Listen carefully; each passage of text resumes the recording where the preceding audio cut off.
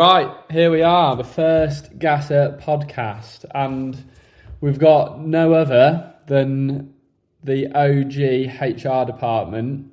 How's it going, mate? All good. Thank you very much for having me. I feel honoured to be on the very first Gasser podcast. What an achievement that is for me. Yeah, I think we'll get straight into it. I think you need no introduction, but we'll give you one anyway. You're an insane rider. You've been on the crew for about a year now. Has it been a year? Yeah, it's probably just been over a year now. Yeah, just over, I think. Yeah, Harry Roberts, the man, the myth, the legend, the YouTuber, the car fiend, and the mountain biker. That's There a you go. good little summary, I think, actually. How's that for an intro? That is a sick intro. I'll take that. Yeah, let's talk about how we met then, mate. How did we meet? How did we meet? Flipping hell, it's a long story, but we'll try to chop it down, I guess. It was Malvern's 2024. What a time. Yeah, Because, first Malvins. yeah, because that was Gas's first Malvern's, was it? Yeah, man. Yeah. Right, First time we yeah. went, and then yeah, I think we knew each other before then, didn't we? But that was the first Yeah. time we actually properly met, wasn't it? Yeah, because we had each other like on socials and stuff, and with other brand deals and all that, we were speaking, weren't we, for like a couple of years before. So I guess we probably really known each other a lot longer, I guess. Yeah, known of Um, each other. That the whole Instagram thing. yeah, it was just I remember I was like walking around Malvern's that year with Will Easy, and we're like just kind of wandering about with like a beer or whatever, and I see you, Duncan, Duds with a kicker outside the gasser stand, giving everyone mullets and like throwing beers at people, and I'm like, what?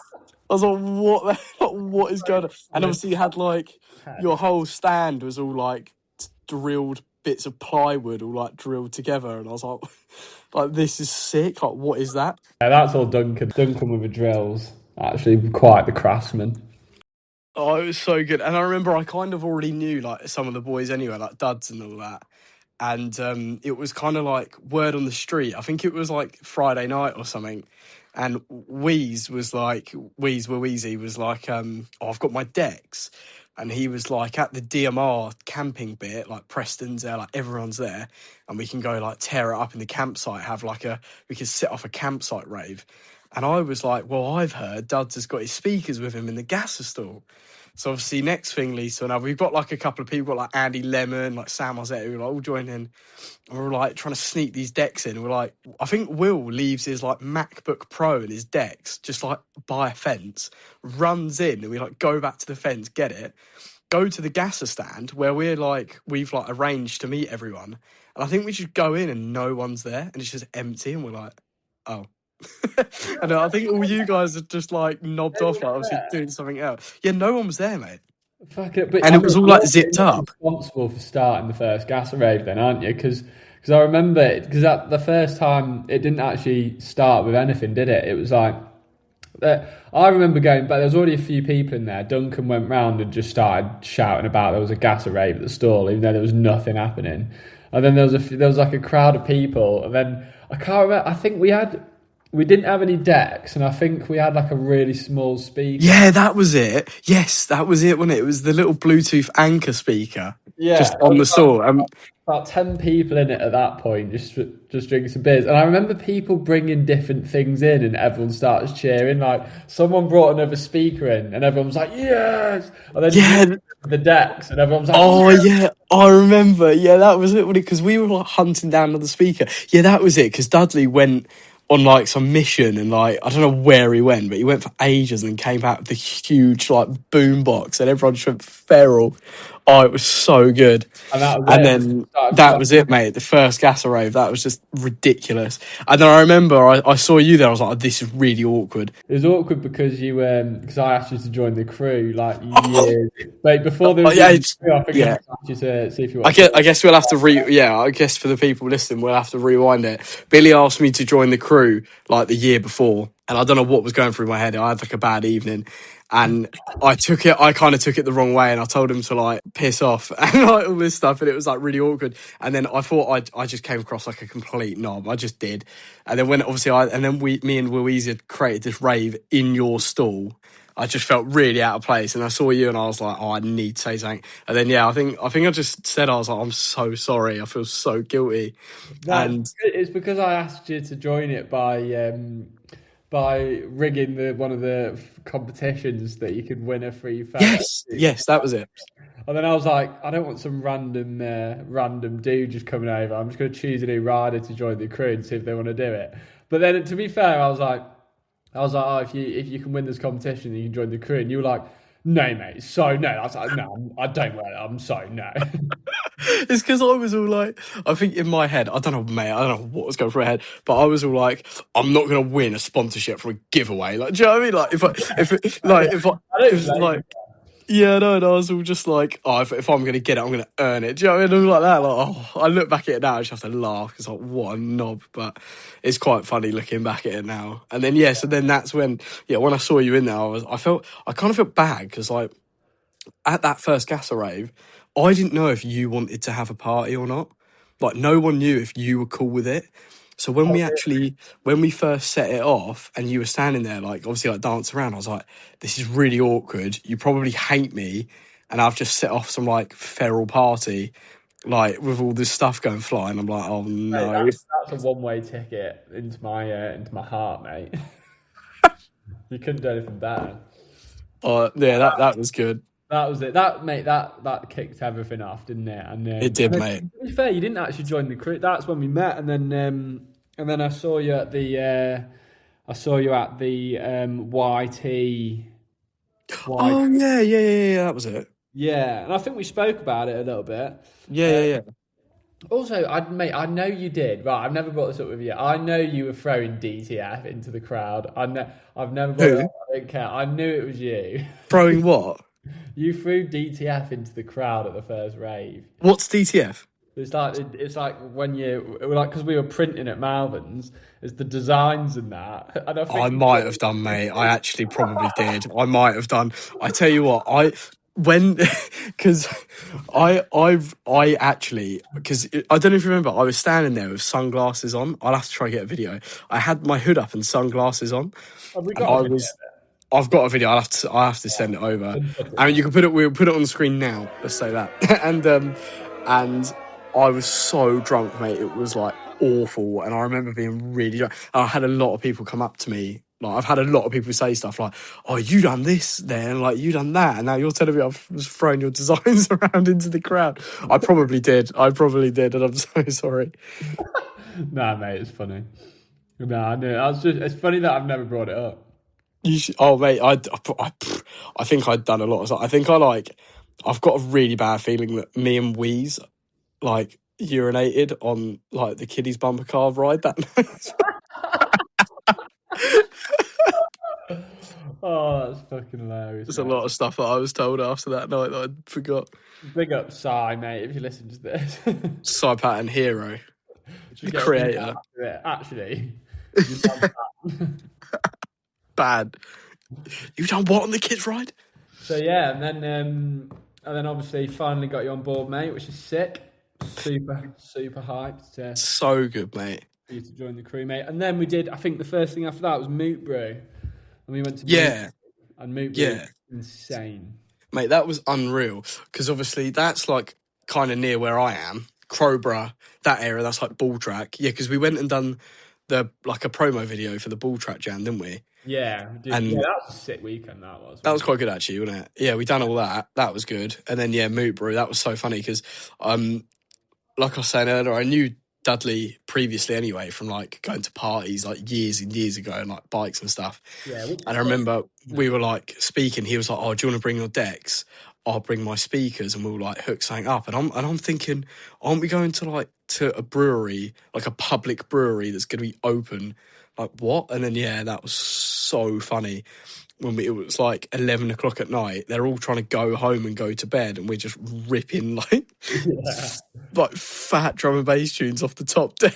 Like, mate. We better give some context actually. So we did. So we obviously had the collab beer, the Sunday IPA that we did with Moot Brew, which is a brewery in somewhere, I don't know, somewhere down where you are, somewhere southern. I I can't think remember. it's like it was a little bit more Kent way Yeah, between Crowborough and Maidstone, somewhere around there. I think. Yeah, but they're legends, so they did it. They did it. We basically had this collab beer, and they invited all the crew down to basically film promo for this beer, and then when I got there before you guys did, because I left Bull Track earlier, and then I got in there, um, and then I met him, and then I was just like, "Oh, mate, I don't suppose I could have a beer?" And he was just like, "Mate, all of you lot, as long as you're here, you've got free beer." I was like, "Mate, That don't, was don't." so good. And then I like remember. first thing Oh, Dudley said when he showed up was just like, "Are we allowed 1 million beers?" And I was like, "Actually, mate, yes." I remember we rocked up and we're all kind of like mooching about like in the car park, like slowly walking over. And I think I don't know if it was, I don't know if you came out or someone came out and was like, mate, free beer. And I remember Dud's just like his eyes lit up, mate. And he's like run like pace walking towards the building. And it So funny. was literally free beer. We got absolutely smashed. We that was the first night before we filmed any content, and then obviously they closed up, and we stayed in there. We'll put some videos in that because we got loads of them. But we yeah, set the decks up and basically just threw a party. And I'm not sure if that's what he wanted. I don't think it was. They kept telling me to turn it down, and I just kept turning it up, and I don't think he realised until it got to like, I think it was like half 10, 11, and I think it was Sam. Big up Sam, he's a good lad, and he Oh, come up and he like he tried to bribe us with this like garlic bread or something, and he come up and was like, look, have some of this. He was like. And he was like, if you just turn it down a bit, you can have as much of this as you want. And obviously, me and Dad were like hammered. We were like, yeah, let's turn it down. Like, yeah. mate, the fact they have to bribe you with anything in their own brewery. Is this what happens after a million beers, though, isn't it? Yeah, that was fucking brilliant. It just seems to be it just seems to be that the rolling thing, isn't it? You It's a either common theme here, isn't it? it is a common Beer. you go in and everyone almost hates you at the start and then becomes your best mate, So good. or you never speak to them again. Yeah. Normally the second option. Yeah, but yeah, we filmed loads of content there. That was funny as fuck. That was such a good day, actually. I really enjoyed that. It was just complete freestyle, wasn't it? We're like, right, first you're gonna run in here, and then you're gonna ride out there, and then someone will be like, yeah, and everyone's gonna wear animal faces for a Yeah. laugh. Like and it was like, yeah, that was good. Yeah, mate. But that's the sick thing as well is that there's, you know when you've kind of, everyone that joins the crew is just mates instantly. Because there was Ruben that I only met Ruben for the first time ever there. Yeah. Obviously, you were quite fresh as well, but it was literally like you were with your mates that you'd known for like since primary school or something. Wasn't Yeah, yeah, that's the best thing, isn't it, when you just like just knock on straight along with each other. it? Yeah. It's like it's meant to be, because it just doesn't happen with a lot of people. No, I think what we do is actually fucking like probably 10% actually riding and Yeah, I think it is. It is for me these days, anyway. pissing about. Yeah, it literally is just DJing and shouting at kids. Yeah, buy a hoodie. Wow. But then we had the sickest summer ever. That led into that was probably my favourite summer I think I've ever had with like GASSER, myself. I think everything we did that summer, it just rolled on, didn't it? Like all the jams, Malvern's, Renfrew edits, trips in Wales and that. It was just the sickest summer ever. That's a big statement, isn't it, Billy? The best summer of Gasser. I think that was 100%, man. The You crew was reckon? on point. We just got we did. I mean, we did like 5 jams, didn't we? It was good, mate. That was really good. Because I think I didn't make the Havoc one just purely because it was so far. And I was skint. Because that's when me and Duncan like became like better mates, I think. I'm Yeah. sure he'll probably say the same thing, because we done it was the Renthal shoot first with Gasser, and obviously my brake pads fell out on my bike when I was there, because it's not a good advertisement. Please don't do this, because what I'm about to say is really bad to anyone that's listening. But over like 6 months, like the year before we went there, so like a year and a half ago, I had to change my brake pads and I lost a little bolt. So I thought the next best thing would be a little thin cable tie. So that's what I put in, and I rode it everywhere. Like all my videos on Instagram, I've literally got my brake pads held in with a cable tie. So then I've got to Revolution Bike Park with these massive jumps, and we're all like riding like the Vision line, and I pull my back brake and just nothing happens. I luckily I didn't crash, but that was so stupid. And then, yeah, that kind of ruined like my whole, not ruined, but because I still got a little bit in there, but I was really gutted because Yeah, I that's wish I was more in that video and I couldn't, I was sidelined, but, plenty more to and do though, mate. We'll get another eventful video going for sure this summer. yeah. And then, yeah, me and Duncan obviously went on for like the next couple of days we went for a Melon Optics thing. And then me and him, because we didn't really know how to turn up, because we just had like a sick, like, gasser, like, rowdy thing. And then Melon's a little bit more professional. And then we just turned up and just being knobs as usual. And it was really good. We made loads of new friends. Me and Dunk got really good. And obviously Dunk then became best mates of like Deeks and Jono. And then we all had a fight with Jono. Me and Duncan took down Jono. That was quite good. Yeah, and then yeah, that he keeps posting that video. Deeks does, doesn't he? Of you He like, loves it. Did you see his YouTube video? And he clickbaited me. He used me for like his clickbait thumbnail. yeah. Hospital job. Oh, cheers, Deeks. What was your favourite jam? Oh, it's a tough one. Probably Ball Track actually, but only because it's like I've been going there for years, and I remember Ball Track always used to do loads of jams in like 2017, 2018, 2019, 2020. They had some like proper full on jams that were I remember being younger and them being like so busy, like packed, like all the pros. Yeah, And then I look at the one we like you just done that we done, and I was like, wow, this is like as busy. And then like, yeah, it's just crazy being like that other side of it, and it's all like come full circle. And it was quite cool actually. Like I remember one set, me and Dad were standing there like, yeah, this is sick. Like we're doing this. yeah, This is cool, and like everyone's loving it. Like all the parents are loving it as well at Ball Track. I found like all the mums and like they had their families there like cheering on. Like it was just wicked, mate. I think it was one of the busiest ones, or the that was it. busiest one, and it was just sick. Yeah. And the police definitely did not turn up as well, so it made it even better. That's why we're doing it again. That's like we're literally just doing Twisted and Bull Track, which I think were the best. Yeah, I think Twisted was insane. I love Twisted, but yeah. Bull Track's sick as well because you just kind of like you get it given to you. Do you know what I mean? There was no rules. Alvar just gives you the whole thing. Alvar's just a bit of a weapon. Like he just Yeah, the only rules of Alvar is be polite and have common sense and don't stand in the middle of the track. Do you know what I mean? And that's it, and just have fun. It's not like a lot of other bike parks these days where it's like, do this, do that, because that's not fun. It's like being at school. Like, as long as you've got your wits about you and you're not being stupid, that's the best thing. And that's the thing with Alvar. He's like, crack on, do whatever you want. And yeah, he's like, I think he said to me, he was like, as long as no one has a broken neck, mate, I don't care.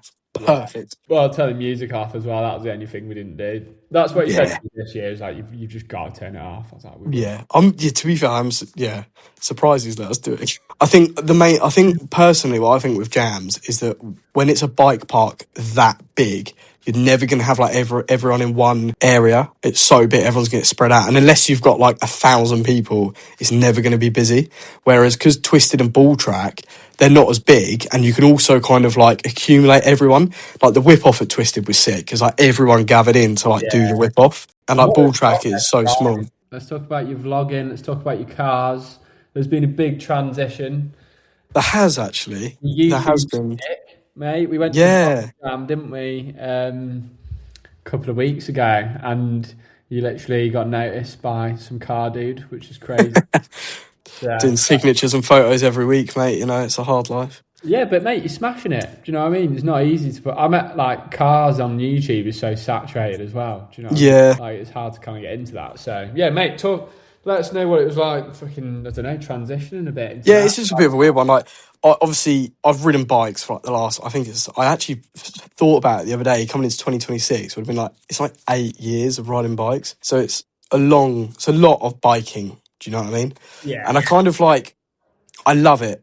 I'm always going to have a bike. I'm always going to ride probably till I'm 70 until I can't ride bikes. I'm always going to go for a spin. I'd always call myself like I'm like a middle rider. I'm not a professional, so it's not my full-time job, but I'm not kind of just like a weekend rider. I'm kind of in the middle where I class it as, I guess, semi-professional, which is sick and it's great because it comes with loads of perks. And I guess I can talk about this stuff now.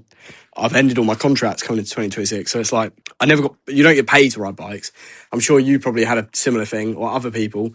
You never get paid to ride bikes. You get given free products, which is amazing, and you're never ever going to argue with it. But obviously, when I'm going out every weekend to get content, because you have to, because you sign a contract that says you need to post these videos. So if you think like I'm in my head, I'm like, right, I need to go ride and I need to get videos. Where am I going to go? And I'm like, well, I've been to Rogate, I've been to Bull Track. Oh, I need somewhere new. Okay, let's go to Wales. Like, right, well, I've got to fill my car up. That's 70 quid. Oh, Yeah. well, I'm gonna do a 2-dayer. I probably need to get a hotel. That's 60 quid. Oh, we'll go get dinner. That's like 30 quid. Oh, I need lunch. That's you add it up, mate, and it's like a 200, 300 quid weekend just to ride your bike, just to get videos, just to keep the sponsor happy. And I kind Yeah. of like was weighing it all up because I'm not gonna lie, I was getting quite stressed like every weekend having to like do it. And Yeah. I kind of took a step back and was like, not that it's all about money, 'cause it's not, but I'm like, I'm spending more money than I'm making, and all my free time is going on it. And I'm kind of thinking, like, look into the future. I was like, am I really like, I can do this for fun with my mates. I can come to the Gasser Jam with all the boys. I can still do that. That's not going to change. But Yeah. like, maybe I just need to go and try something else for a bit. Yeah, I And suppose like, it's like what you're choosing to. It's what you're choosing to try and make a career out of. Do you know what I it mean? is, mate, because I don't, I work in an office at the minute, 9 to 5, and I'm not being funny. I don't want to be there, my life, because What, that's not fun. what do you actually do in the office? So I work for a company called TPS, which is Volkswagen and Audi, is what you call VAG Group, like Volkswagen Audi Group All right, yeah. parts supplier. So like any garage that needs Volkswagen, Audi, Seat, Skoda, Cupra parts, they phone me, and like, I find the part. I like sell engines and gearboxes and all that stuff. So it's Hey, pretty. that's sick. I didn't know that. So to be fair, you're still still in that industry though. Still in the Yeah, car. yeah, yeah. Yeah, yeah, yeah, exactly. So I just kind of, I've always, like, bikes and cars, I've never posted cars on social media, but it's always been like a 50-50 passion. I've just posted bikes on Instagram, that's all it is. So I Yeah, kind of thought, maybe, why don't, like, I've done 7 years of posting bikes. Why don't I just do a couple of years doing cars and just see how that goes? And, like, I've been kind of really into it the last 6 months. And, like I said, it's not that it is all about money, but I've earned more money doing the YouTube stuff in the first 6 months to a year than I ever have ridden a bike. And I kind of thought it kind of opened my eyes a little bit to like, wow, you can actually do something with it. And I just really enjoy it, mate, to be honest with you. That's all it is. It yeah. puts a smile on my face just as much as bikes did. So, You've got to enjoy it, and yeah, and if you're not, if there's anything that's something like that, if you're not enjoying it, you just physically can't do it. mate, Not that's the not thing. enjoying it, but like enjoying it enough to like, if it starts to become a job, starts to become a chore, starts to Because become, that's kind of like, yeah, not, I wouldn't ever, because I don't want to sound really ungrateful to like anyone listening, but like, not that it ever became like I didn't enjoy it, but it was to the point where I'm like, I'll be with my mates. I'm like, can you get this video? Can you get this video? And they're like rolling their eyes, like, come on, mate, we just want to ride the bike park. And I'm like, well, I need to post. I need to post. And it's, yeah. Every single rider listening to this would 100% resonate. Probably more the ones that get the clips as well. They're like, yeah, fucking hell, I get that. yeah. And I think as well, because obviously all my contracts were, I guess you call like social media contracts. Like I get given a product if I post it, which is completely understandable. But I guess if you're like a racer, it's a whole different ballgame, isn't it? Because you get like, you're going to join this team. You might get paid a little salary, but they're going to pay for all your flights, accommodation, travel, blah, blah, blah, blah, blah, for a whole season.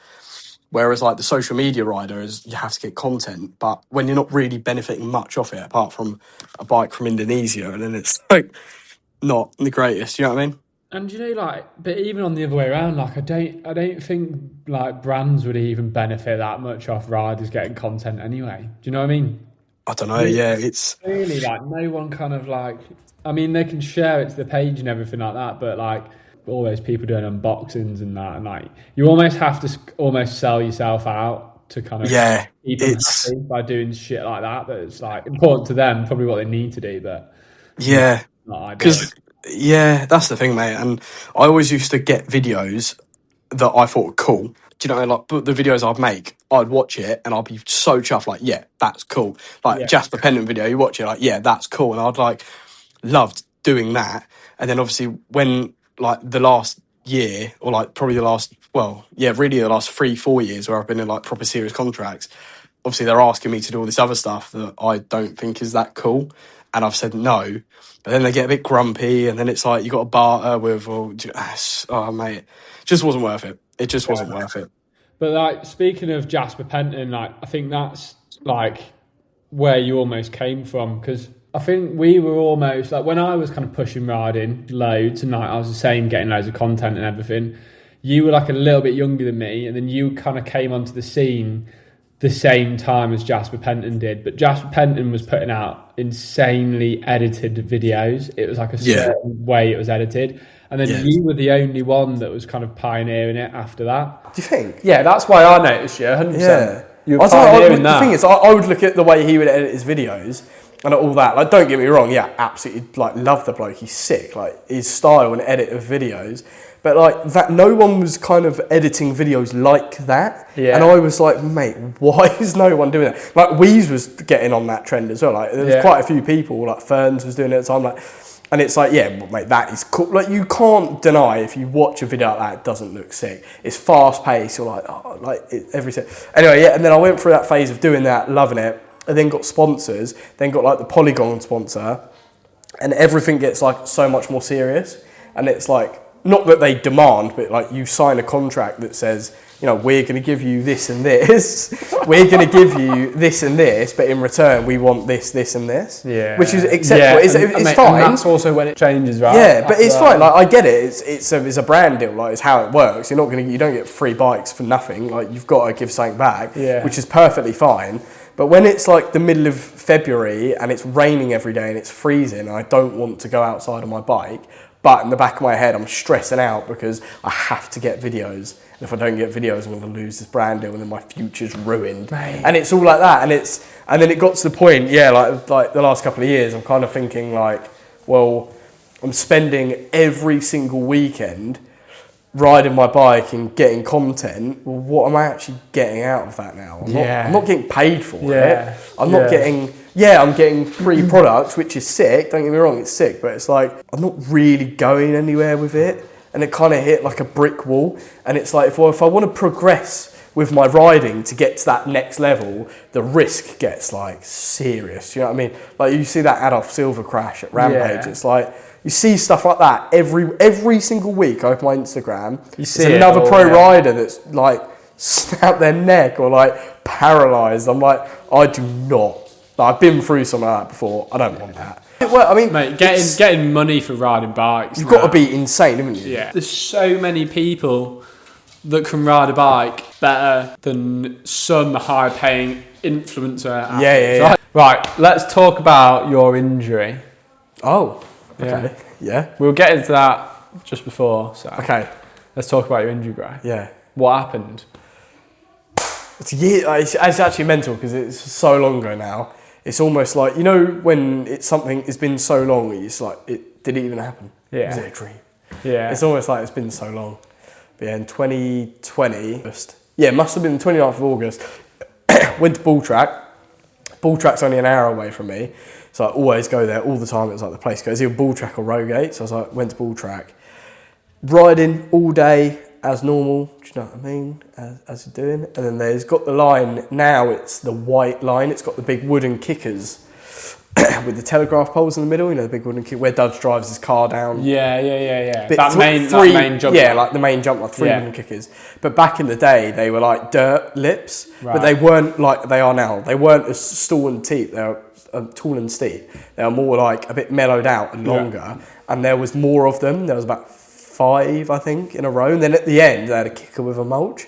So you could either skip all the jumps and do the kicker on the mulch or do the dirt jumps. Yeah. And I mean, I don't know if anyone that might be watching this or listening to this, I don't know if you ever rode them when they were like that. Mate, the first time we went to Bull Track was for that jam. Oh, mental. So they always were changing the lips and the landings, but they never, ever, ever felt quite right. Yeah. Which I think is why Darryl Brown ended up putting the lips in, because they're always going to be the same because it's a wooden lip, it never changes. Right. And anyway, the third jump always, or the second, I think it was the third jump, always had a really kicky lip. It was just so weird. It never quite worked right. And we were riding them, and I was still kind of, not fresh to bikes, it was in 2020, so I wasn't like, it was all right. Do you know, I could do like suies and stuff, it wasn't awful. But yeah, I come into this jump, I basically, the one before this kicky dodgy one, I landed it, I just tagged the lip, so I'm like, right, quickly put a couple of power pedals in. But where I was pedaling down the landing and I got to like the transition, and obviously it's a bit of an impact, all the weight when I was pedaling, my foot slipped off the pedal. But with that whole transition, I mean, you'll know what I mean, that feeling of when you're like, oh, and you're like, and I've basically tried to skid way too late, and I've gone like off the lip, like, like ejector set, and I'm like, I remember having one foot off that foot, and I was like kicking it like that, thinking like, oh, and then I basically like cased, like backsided the landing. Obviously, I was knocked out. Like when it happened, I like got knocked out. So don't remember. I assume what happened is my handlebars went in my stomach, where I've gone like completely like that. But what I do remember, I don't remember physically that happening. Well, like they came in your stomach like straight, like stem. I assume so. All I remember is that I cased the living life out of it, and that I went over the bars and done a front flip and landed at the lip of the next jump, but on my back. So I literally flew like 20 foot. Like I went so far. Do you remember much about that when you actually crashed? I remember. I don't know if I assume my handlebars. I wasn't wearing any body armor, which is the stupidest thing. Like wear body armor, please. Do you wear it now? All the time. Yeah. Any bike park that we're at, you might not know, it's always got body armor underneath. And it's like everyone always now. I mean, we'll get onto that, but like everyone always calls me a pussy. But I'm like, I don't care because I don't want to lose another organ. But so but I don't really. I do remember the crash because I remember casing it, going flying, and I remember hitting the floor like, oh mate, it was so hard. It was like obviously knocks the life out of you. I'm on the floor going as you do, and then I remember coming to. And like getting my breath back, and I was like blue and green vision, and like all like complete mash up.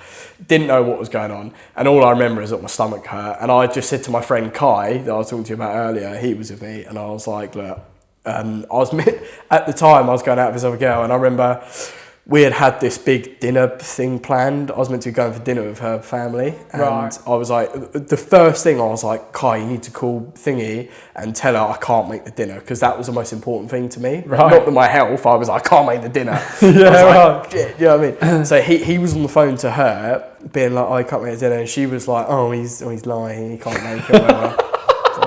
And but I was literally on the floor, like literally dying. But you had a life-changing injury. She didn't believe it. But anyway, and and then I remember being like, oh, I just want to go to my car. Do you know what I mean? And so he like helped me to my car, and I just thought, I've had a big crash. It hurts. Yeah. Like, do you know what I mean? We've all had big crashes. It's like not that big of a deal. And but what it was, I think just before we got up to go to my car, I remember sitting there, and when I was breathing, I was like, if I breathe too much, and I was going like that, if I'd done too much, it hurt. But if I let air out and went like that and like let air out, it hurt. So I had to breathe like really small breaths. Right. So I couldn't go too, like, I couldn't extend my stomach too much. Do you know what I mean? Yeah. I had to like breathe in a really small, like, so it didn't extend my stomach too much. It was really weird. And then at that point, I was like, okay, that's a bit like weird. Do you know what I mean? That's a bit weird. Got to my car, and I was like, oh, I think I'm just going to like try drive home or something. But everyone was like, oh, you've had a big concussion, you probably shouldn't drive. Anyway, I was like, how far is Bulltrack from your house? It's about an hour. So you'd have to drive an hour, right? So it's not like, it's not, if it was like 10 minutes, I'd probably risk it. But because it was an hour, I was like, oh, maybe, like, and people were like, you probably shouldn't. Anyway, so Kai's mum was a nurse, bless her, absolute angel. And she basically was on the phone, and Kai was asking her like what to do. Or I think, no, sorry. She came to get him because I took him there. Right. So he had no way of getting home because I wasn't going to drive. So she turned up. She came there. She was a nurse. So she looked over me and was like, oh, it's probably internal bruising, but you're probably fine. Don't worry about it. Just get your mum to pick you up and drive home. So my mum picked me up, drove me home, and I was like feeling like I was going to throw up the whole time. I felt really weird. Got home. Went in bed. I remember lying in my bed on my phone thinking, oh, this is weird. And then my vision, this is where it was like, I've never experienced this ever. It was like the weirdest, most horrible thing. My vision just went completely black and white. And I was like, and I obviously you would freak out. Yeah. And I was like, okay, that's fuck. And at the same time it went black and white, my ears went like white noise. It was like, and it happened for like a minute and a half. Did you hit your head? Yeah, I hit my head pretty hard. I assume I must have hit my head hard. I don't really remember. I got like a bit of like knocked out. Yeah. And so then it happened for like, it was like black and white, and then it happened for like a minute, and then it went away, and then it would go, and then like 5 minutes later it would happen again, and I was like, okay, I've hit my head hard, and I remember being like, Mum, Dad, something's going on, and then I went to the toilet, and I went to go take a dump, and I was like sitting on the toilet, and I couldn't like do it because it hurt. My stomach was hurting. Do you know what I mean? Yeah. And I stood up to like get up, and I was just like my legs I went really weak. Yeah. Collapsed. And then basically my dad come in and saw me on the floor and was like mortified. Just saw his son. What have you done, Completely boy? white, lying on the bathroom floor. So Fucking hell, man. So they called an ambulance. Ambulance turned up, but where my road is, you can only fit one car up and down. Right. And my family house wasn't the biggest. You had a really quite a thin hallway, and we had coats on the wall and a really steep staircase. And I was in the bathroom, so trying to get me out of there is like not. So you easy. literally were on the floor and you couldn't get up. I couldn't do anything. I literally felt. I can't explain the feeling. It felt so weak. Is the only way. I felt sick, weak. I didn't have the energy to move. It was like awful. The paramedics turned up. They're like, yeah, right, we've got to go to Brighton Hospital yesterday. Like, you've got to get there now. Yeah. And they were like, we need to get you out of here. But because they knew it was like internal trauma or whatever, they were like, you can't sit up. You got to stay level. But to get me out of their level, they basically needed the fire brigade to turn up. So down my tiny little road, we had a full-fledged, full-size ambulance, and then we had a fire engine, all bells and whistles, all lights and everything. All my neighbours have come out on my road. My mum is getting all the coats off the wall, throwing them out in the front garden, making room. And I had all these firemen come up being like, another mountain biker, is it? And I'm like, yeah. And I'm on the floor like, yeah. I'll send you the photos and you can stick them on the thing. But I'm like on the floor, and they have got like a drip attached to me. Yeah. And I'm sitting there like that. And anyway, they get me on a stretcher. They get me downstairs. Are you still conscious at that point? Yeah, completely conscious. I was just, they when the paramedics came, they just drugged me up with whatever they do. Yeah. I can't remember what it's morphine, called. Morphine, that's it. Yeah, morphine me up. So I was loving it. I was floating around, so it was fine. I was like, yeah, it's all right. Anyway, yeah, I remember getting outside on this stretcher, like literally looking like death's door, and that my girlfriend at the time, they had gone for this family meal, and I wasn't replying to her messages, so she was obviously like, oh, maybe there is something. And they had pulled up down the end of my road, looked down my road, and seen ambulance, fire engines. So she was like, okay. Ran down, and she basically walked down my road at perfect timing. I was getting stretched out. So she basically turned up thinking, like, oh my God, I thought he was lying. And then I was like, stretched out. I'll see. That's heavy as fuck, but all I can see is like, that first time bear with me, I'll your mate a photo. Told your missus that you weren't going to make the dinner, and then she goes down and sees you stretched out. Pale white. Hang on. I'll see if we can find the photo. So she was obviously like, yeah, I'll put it up on here. In this state, and it was like, yeah, look, she come out to me like that. Like literally like death's door, like literally like fucking and it was like, so yeah, and it was bad. And then, yeah, they flew me to Brighton Hospital, and basically what had happened... How far was that, though, Brighton? So from Worthing to Brighton is they like flew you, half as an in, hour. like, the ambulance? No, it's in the ambulance they drove. And I remember, yeah, it's about half an hour. They went on the A27, and I remember, like, it was a full-size ambulance. I remember in the back being like, oh, it's really bumpy, it's going really fast. I remember, like, because I was all morphined up, I'm like, how fast are we going? And they were like, oh, you probably don't want to know. I was like, no, I love my cars, go on. They're like, yeah, we're doing about 120, and I'm thinking, oh, fucking hell, like, in an ambulance. Christ. Yeah, Christ. A few more straps. Yeah. And but in my head, where I was kind of thinking, oh, yeah, well, maybe I have really messed myself up here. Like, yeah. I've never been I bet you freaked out, right? To be fair, because I was so morphined up, and at that point in my life, I was a bit like, oh, I don't really care, like, mountain bike, a free ride, like, yeah. And I was all like, I didn't really care. And then it was when it hit me is when we got to Brighton Hospital, which Brighton Hospital is like a trauma centre. So we got there, you know, like I don't know if you've ever watched like the film Jaws, and the kid gets like nearly eaten by the shark, but he's alive, and then he's like in the bed, and they're like running him through the hospital, and all the lights are going over him, and then it was like that. I was in a bed. I remember literally they were like running with me with the bed, and all the lights are going over, and you've got like all these people, and I'm just lying here like, oh my god, like what's going? I bet you were freaked the fuck out. At that point, I was like, oh shit.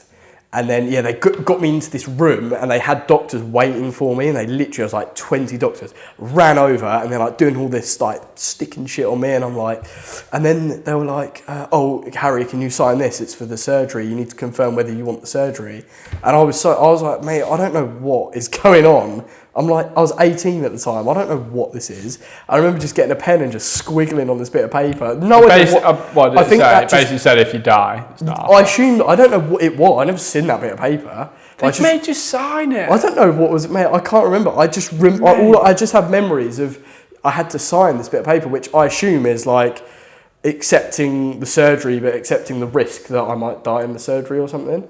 So I've just signed it. And then the next thing, which still really makes me emotional now, is that I then had a phone call, and they're like, oh, Harry, it's your mum. And my mum was on the phone. She's obviously like tearing up, like getting all emotional. And I'm like, don't worry about it, mum. They're going to cut me open, sort me out. I'm like, don't worry about it. It's fine. But I look back at it now, and that's probably that phone call. Like, if you might die, they give you that phone call. Fuck. So it's like, oh my God, yeah. Mate, that's crazy. I basically had this surgery. I've now obviously got this huge scar. And what had happened is that I had shattered my spleen into 5 pieces or something. But what I think what it was really is that because your spleen holds all your blood basically. It's like a big blood filter. And if you rip it or sever it or shatter it, all that blood then comes out. So I had like internal bleeding. I think it was like 4 pints or 6 pints of blood or something like really bad. And because I'd left it, so because I went home, I didn't go to the hospital. All I'm thinking about when you're telling me this is the time that you crashed, and then the time that you've gone to your car and then had to get a lift down. I crashed at 1 o'clock in the afternoon, 12, 1, 2, 3 o'clock, and I wasn't actually at the hospital getting surgery till 11 o'clock at night. So I was basically bleeding out without realising that whole time. So that hour's journey you were going back, you was bleeding out. But I didn't realise, I didn't know. I just felt really sick and horrible. And at the time I was like, it's fine, I'll be alright, like sucking it up. And then, obviously when I was like losing my vision and my hearing, that's because I was losing so much blood. Because obviously my brain doesn't have enough blood to function. It's like what happens when you bleed out, which is mental to think about now. It's absolutely insane. And that's anyway, crazy. Had the surgery. They basically took my spleen out, sorted me out, jobs are good. And then, the surgeon, my mum came to the hospital and was waiting in the car park, bless her. It was so bad, I put her in that situation. And she was waiting, and the surgeon left literally in his arms, blood on his hands from me, walked out into the car park to my mum and was like, he's going to be alive. And she was obviously like, it's mental, fucking insane, isn't it? Mate, so you could have died. Yeah. Fully, but you didn't even realise it because you didn't even see that. I didn't know, because you don't know. You literally wouldn't have known. Like, by the sounds of it, it's literally like you were on death's door and everyone and the guy tried to accept it. The guy said to my mum, I think he was like, if it was an hour longer, he could have been dead. Or something like that. Yeah, mental, innit? Yeah. Which is worrisome. But ever since then, obviously, I am in the back of my mind riding bikes. I'm like so scared. Like not scared, but like, not scared. Like I always give something a go, but I'm always second. I'm very cautious now, and I'm not always the one that's like, let's go ride this 100-foot. No, not like don't. Do you know what I mean? Like, I'm not. I really am careful with it now because I've been there. I've been there. I've done, and like not everyone's had something like that, so it's like a bit hard. And I have struggled quite a lot with it because in like after that in 2021, 2022, and I just come back to bikes. I was full attack. Like I'm gonna be a pro biker. Made it happen, but like all my mates at the time, which is like what you're like when you're young lads, they're all like, go on, send it, do it, you won't. And like, I want to, but at the same time, maybe I am being a pussy, but I'm scared. Like I've been there. You guys haven't had to go through that. Lived through the worst bit of what you can. It's horrible, mate. It was horrible, but luckily I'm alright, and we're here, and I still ride bikes. Mate, you still ride bikes fucking well, bro. And it's like it's not like you hold back. Yeah, I mean, the thing is, I feel like I do hold back quite a lot. It's just being like knowing the right time is like knowing it, which is probably why I will never be that next tier up of rider that's fully paid professional, because you have to not have that fear. If you want to be, you know, Sam Reynolds or whatever, they don't have that. Yeah, it's almost, is it even worth that as well? Yeah, that's, mate. Because like, if that didn't happen to you, if that never happened to you, would you still feel like that, or would you be the next tier? Because I don't know, because I've never broken a bone in my body. Really? Never. You've never broken anything? Nah, mate, touch wood. Seriously? No, I've never broke it. Never broke it. Hell, that surprised me. Nah, never broke. Not a single bone or anything? Nah, Jesus. No bone. A lot of crashes, but like nothing. I've never broken. You never had like a massive, serious like break or like big injury or like. No, mate, I had a fucking hairline fracture. Yeah, but that's a break. That's a break. Yeah, but like nothing breaking a bone. But like nothing like that. But like I feel like I'll always ride because now I want to ride, and I feel like I found the transition with like we said before, going out and getting content all the time and like almost trying to like make it as a rider and it becoming something else. I'm trying to find the process of like trying to go and ride and enjoy it. Yeah. And not it be a stress. But I feel like that for you is almost that injury was the reason to be like, nah, I'm not fucking trying that. Yeah. Do you know what I mean? But if that didn't happen, you at might, that time, you might still be like at that point in my life, there was a lot. I just like had a lot of stuff. I had a lot of stuff going on when I was a teenager, and then I went through this like. I went for a breakup, like high school sweetheart kind of thing, and then I just met this new girl that, as you heard, wasn't a bit of an emotional upside down. So then it was like I had so much going on. That happened. I remember I also completely wrote off my first car about a month after my spleen. How old were you? 18. Yeah. So I had my first car, and about a month after my spleen, I got given my driver's license back because they take your driving license because of the injury. I had no driver. Gave it back, and I rolled my first car in a ditch. I completely wrote it off. After that? After that. So I had like, it was like the big three. I was like big breakup, big crash, car write off, and I had this big. I had what, you know, one of the moments where you have to like look yourself in the mirror, like slap yourself in the face, like get in the game. And I had that, and I was like, right, you're going to be a professional mountain bike rider. You've got to take it seriously. Do you know what I mean? And that's when I went through the whole Instagram, like doing it. I'd then done that, which was like my mojo. But it got to a point where I was like, because you get to a level where like you're really good at bikes, but the next tier up is doing the backflips and it is doing the big jumps and the big tricks, and the risk goes through the roof. And at the time I was like, I don't want to do that. Yeah. Still don't now. I'm just like, it's not worth the risk. I'm not getting paid to ride my bike, so why am I putting myself in a position that's the thing. It's like write myself off again. It's like, what is worth the risk? Like when I go out and film content, the best times I had on my bike would just be when I'm riding down and just making it feel good. Yeah, mate. 100%. And then when a phone comes out, I'm like, right, I've got to do a backflip. You go through like a list in your head of like what you've got to do and the best things that you can do. You're like, I could probably do a 3-bar, I could probably do a backflip, I might be able to do that. You start doing things that you don't really enjoy doing because it's scary, right? Because you don't want to fucking go and risk it every time you ride. But if a phone comes out, you're like, I've got to do it. Yeah, mate, 100%. But you don't want to film yourself just flowing down something nicely, but you can, I suppose. Yeah. But it's like, what is going to get the views, and then it's a big circle, isn't it? Because if you are just riding XC trails, no, it's not exciting to watch, is it? But although it's fun. And I think that's why the crew is solid. And then what's sick about it is that you don't need every single part of the crew is a sick rider. Yeah, so that's what I was going to say, because like I feel like on the Gasser team as well, like the crew is everyone's different. Like everyone's got different riding style, different levels, different abilities. Like we've got Zesty now on the crew. Yeah, like absolute sick cunt. So big up Zesty. Yeah, big up, mate. You're the man. You got Duds and Archer, dirt jump warriors. You got Scoob, who just does anything and everything. Yeah. Do you know what I mean? He's doing big bike frees and ripping a skate park. And then, you've got Wheeze, who's just style god, and then you've got Zesty doing everything. Yeah. So it's so sick having everything. And I feel like no one cares. No one cares if you're good, you're not good, as long as you get on with each other and you're having a laugh. The level never matters. Like I said, it doesn't matter, everyone's does it? a sick rider because everyone breathes it. I think that's the point, is that everyone, you never really have to look at who's a good rider. Yeah. Because to the point of them like almost getting on the crew or becoming on the crew, even that sounds a bit like almost hierarchy. It's not part of joining the crew. It's just a group, right? It is, yeah. But I think even that is like it's more almost a certain person. Yeah. And that's why when everyone gets together, like we said, everyone just fucking vibes and has a sick time. Yeah. If you get on the Gasser crew and you go and get like a deal with another clothing brand, you're still on the Gasser crew. I don't give a fuck. Yeah. Like you can go and get a riding clip in a Fox hoodie because you're sponsored by Fox. Yeah. It's not at all. Yeah, but that's sick, Yeah. innit? Because it's no stress. Because that's a lot of it with a lot of people. Like, do you know what I mean? I've got mates that we used to go riding all the time with, and they end up quitting because of the stress. And it is stressful. Yeah. Like when you want to go ride your bike for fun, but you're worrying, I need to do in the back of your head. You're like, I've got to film all these clips. Yeah. My mate doesn't really want to film it. He wants to just have fun, but I'm going to have to force him to film all these clips.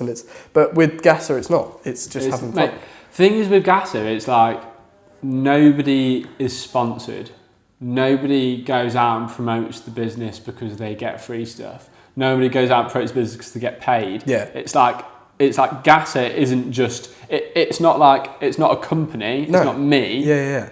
It's literally It's just an entity, everyone, innit? right? It's an entity. Gasser without everyone else, without you, without Yeah. Duds, without Duncan, without everyone, would be nothing. Yeah. It's us. It's like just a movement. Yeah, Innit? that's it. It's a movement, right? Like, because talking about that and going back to the DMR film that come out, I mean, back then in the early 2000s, late 90s, 2000s, when mountain biking had just been invented basically, and all you had was racing down a hill, and then you got dirt jumping becoming a thing. That was a whole, and then DMR hopped on that and made products for that. That was a revolution. Yeah. And I feel like the Gasser's like the next. Yeah. Obviously, I've been going to events for years and years and years, like sponsor events and all that stuff, and like, it's great, and they've always been great fun.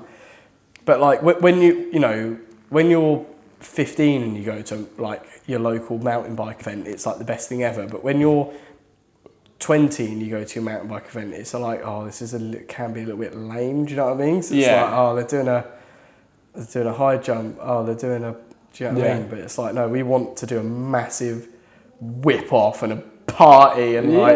But I think we need and a that party. Right? Party. Yeah. We need a Gasser rave. Yeah, mate. Malvern's fucking. Are we gonna talk? Should we talk about Malvern? We always wanted to go to Malvern's. It was always on our agenda, but we never like had the space because we did Ball Masters for some reason. Yeah. We did Ball Masters. I think it's quite cool that you've done Ball Masters. That's really different. Mate. I think that's really cool. If you think Malvern's was like a bit with the security and everything that first year, proper bad. If you think that Malvern's was like that, fucking hell, Ball Masters. Are you breathing? Mate, what are you doing? Ball breathing? Masters, we were literally like drinking water, out eating for fucking. food. They were there with a net running around. No, they weren't. They were. Mate, they could have been. Oh, they could have been. They could have been. They literally hated us. Yeah, but it's probably because it was just different, isn't it? But everyone kind of always rejects difference straight away, don't they? Yeah. Ball Masters was like, we did it for 3 years. And we only did it because the first year we met a few good mates called Overseas, and we did it because they were going back every year. But then the third year we just went in. We went in with the usual thing with like, we don't give a fuck and we'll just go and do what we want to do and party. And because they're such a big corporate entity, they literally just came down on us hard. Like we made like a massive billboard saying Ball Masters merch sucks and buy this instead, and made loads of Gasser Ball Masters merch. And then like they're we, like, properly hated. I think Ball Masters is a really good idea because it's different, but maybe because it's an official festival, there comes with all the legislation and like but nobody knew bollocks. us. Nobody knew us. Nobody gave a fuck. But which Malvern's is fun. I think because I don't know about you, but personally, I've been to Malvern's like 4 years in a row now. 3 years in a row, like a couple of years now, and I've always had a great time, but I've always felt like I've had to make it a great time myself by just getting pissed and playing my own music. That's no insult to Malvern's, it's amazing, but I think for our generation with like music and like what we want to do, there wasn't really that avenue. You've got I think like 4 years ago, if you were to go there, you've got the kids racing, and then you've got the Oasis tribute for dads. Like, what is there for the middle ground. Yeah. So then when you've got the Gasser drum and bass rave, it's like, okay, this is, do you know what I mean? This is like warming up a bit. And yeah, obviously when we threw done the rave in 24, that was sick. This Rave in 24's got enough. The rave in 24 set it off, and that's what's but sick. This year was just like, yeah. I was saying this to Ella as well, that I reckon Malvern's that just gone is like a new chapter for Gasser, and like that is literally changed it. The amount of people I've had message me, come up to me like about that, like you're the ones who threw the rave at Malvern's, like sick. Mate, the word went around, like sick, mate. Malvern's this last year wasn't like anything I could have expected. The sickest thing was like seeing that, I can't remember what night it was, but it was always going to go off. We always knew it was, right? Because we had the crew that were fucking ready for it. And I was, and like, big up to Cy Patton, I love you. Yeah, but like we literally went in saying if we end up getting kicked out and we never come back again, we'll go. That was it. I remember you were saying, you literally were like, right boys, right, let's. You were like, right, we're gonna have it. They're like, as long as it doesn't, like, no one gets killed. Like, and then I remember you were like, as long as no one dies and like no one gets severely injured, I don't care if we never come back to Malvern's. We're gonna party like it's no tomorrow. And we're all just like, when you say that to a bunch of like rowdy us lot, all like pissed up, like keen, USBs in pocket, ready to rip some tunes. Mate, I had, you know, Ian from Renfrew. Oh my god, mate, big up Ian, mate. Mate, Ian loves you. He better remember me in the car park. But Ian came up to me like in the day before any of the raves happened. He was like, your mate is keen. So I was like, what? He was like, yeah, no, I spoke to you yesterday, and you were like being a bit wary about how big things were gonna get. And he was like, but I just went over to the lake ride. Yeah, he was like, I just went over to the lake ride, and I saw like one guy just popping up. He just kept bouncing up. He was just like, Gasser rave at the store tonight. Are you gonna be there? Gasser rave at the store tonight. I was like, is his name Harry? He was like, yeah. Basically, we went to the lake ride. Oh, fucking Ian. I've got a funny story with Ian. But yeah, we were at the lake ride watching it. It was really good, obviously, it's great. And to be fair, the lake ride this year was sick as well. Yeah. I really enjoyed watching that. And when everyone was leaving, it was the Saturday night, so it was the big one. Yeah. And I was like, right. And that when you were I'd already sunk like a couple of tinnies. And it's like, we all just start chatting, whatever. And everyone I went past, I was like, Gasser rave tonight, you better be there. And there was like a family, I was like, you coming to the Gasser rave? They're like, what's that? And I'm like, the best party you've ever had in your life. And like running off and like saying all that. And I didn't even know Ian was there. But that night, Ian won't mind me saying, but Ian and his lovely wife, that night we threw the party and it went obviously mental. And at like 1 a.m, I was walking back to the tent and I just saw Ian and his missus just like stumbling around. You said that? I was standing there for about 15 minutes. I had to hold him up because he was like going to fall over. What did he say to you? He was like, oh mate, you are so keen for it, aren't you? And I was like, yeah, of course. He was like, why are you so keen? Why do you love it so much? I was like, mate, look what you've just done. I've just had the best night of my life. It was all my best mates. Everyone's had a sick time. I was like, why? I was like, why would I not be keen for that? And he was like, yeah, you know what? I love it. And he was talking to me like nearly falling over, and his missus was trying to hold him up, and I was like, yeah. Yeah, Malvern's 25. That party was insane. I remember obviously spinning a couple tunes, looking up, and quite literally saw people swinging off the fucking tent, mate. They're literally swinging. Yeah. Two kiddies had a fist fight in the middle. Do you remember? Yeah. That kid had him up like that, and mate, we had to break it. We had to get on the mic and we're like, stop fighting! Yeah, Keely went round. Keely was literally like, right, bounded over and fucking went for it. And then the security the next day were like talking about it. I was just like, it's alright, mate. We had it under control. Like Keely fucking went over and lamped him. They were like, although that sounds a pretty good way for you guys to deal with it, that is not the best way for you to deal with it. The head angle. He is the man. The head angle. Big up. He's the boy. He absolutely loved everything Gasser and all the raves. He literally loved it. Because I remember he come up to me. We were like, me and Ella were walking through like the thing, and he was like, Harry. So I made a rave you through on Friday night. It was mental. He's like, we got to get you on the big stage and this and that. And we were like, he's loving it, wasn't he? He was loving it. That was a sick moment coming in, and he was bigging us up. He was, to be fair. bigging us up like Never met him that, before, and he loved it. Like, Yeah. I think it was Thursday night through the rave, and he just loved it, didn't he? Yeah. And also, I mean, if you're watching this, Jono, I'm waiting. Oh, mate. Have you not heard back from him? No, I've messaged you. Jono Jones. If I've you- got if you the two- voice message on my phone still. If you're too good to message us back, it's fine, mate. If you're too cool, mate, it's fine. If you're big league these days. But yeah, Gasser ex Hellfair, Jono, we've got evidence that you've basically signed the contract already, mate. So Yeah. sort it out. And there's the Gasser Fests as well. Gasser Fest, Twisted Oaks. Yeah. That is going to be a... We've got 2 Gasser Fests, Twisted Oaks and Bull Trap Bike Park. Yeah. I mean, both of them this year went off. Yeah. And when you said this year we're going to do a ball track jam, I was like, yeah, that is going to be sick. And it was. It was like, it was rammed. It was so sick. Everyone was there. Mums, dads, kids. Everyone was like giving it the beans. And then we had a sick party after. Yeah. And the police definitely did not turn up. So it's perfect. Police stayed out of it, which was sick. Police stayed out of it. So But it's crazy because I knew nothing about the Bull Trap Jams before.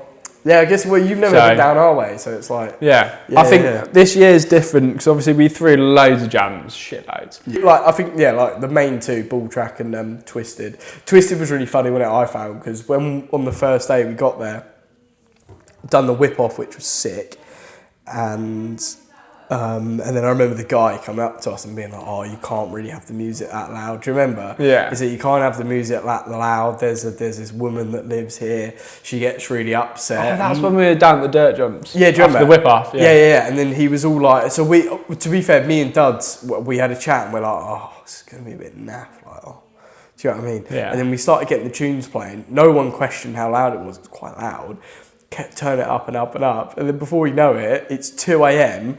The Twisted guys are on the bonnet. Yeah, we're all left. Like, what? Yeah, we're not even there. Went, mate. They're on the bonnet and they're shouting, "The Gasser boys are pussies." Yeah, like, and then we're like, well, hang on, what's going on here? And the thing is with Twisted, that's different than anywhere else we ever went. We can go do what we want to do, but then they've got like 9 crew members. They have got a lot of people working there and they're good, aren't they? You're like, oh, we want to go and do like a little I mini remember bike the championship. mini bike run. They were keen. They were like And in the there's morning, like 10 a.m. They're like rounding up the There's bikes. like 9 of them just going and laying out the bikes Yeah, and I keen. And remember, then we're like, oh, we'll probably go do a high jump. And then they literally build a high jump. I remember waking up the next, I think it was the Sunday morning after the party. And obviously we were all just written off because we were drinking 1 million beers. But they were up like 10 a.m. because they heard we're doing the mini bike world championship or whatever. And they're like racking it up. So it's so sick that you get people that keen for it, helping us out. Like it's good helping you out. Like we'll go do a shroud path and then they're patching up the lip. Yeah. Like, it's like they're keen for it, they'll let you do what you want, but they'll also be there to help you. Yeah, 100%. And they'll be there throughout. It's Yeah, not like definitely. they'll host it for you. Yeah, Like you said, on top of the landy, partying. Yeah. What's the saying? It's here to disrupt the scene, mate. There we go, That's what mate. it is. That's what it is.